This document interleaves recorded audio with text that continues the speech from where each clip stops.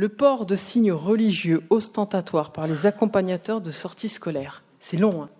C'est tellement plus attendrissant et plus simple de parler de maman voilée. On voit bien quel est le but.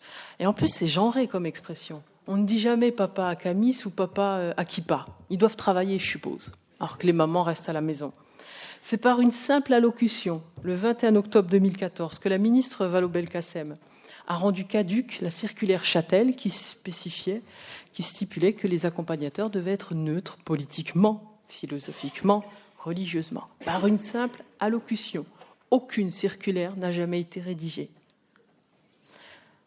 Elle prétendait, cette ministre, s'appuyer sur une étude du Conseil d'État de 2013. Sauf que cette étude précisait dans son introduction qu'il ne s'agissait ni d'un arrêt, ni d'un avis, mais simplement qu'il s'agissait de dresser un panorama des pratiques en cours.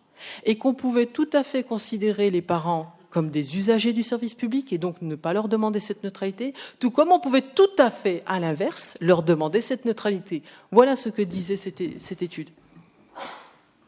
Donc Madame Vallaud-Belkacem, quand elle a fait ce choix, elle a donné une lecture politique tronquée, elle a fait un choix vers l'accommodement qu'elle n'a pas assumé. Et que nous disent les conseillers d'État dans cette étude?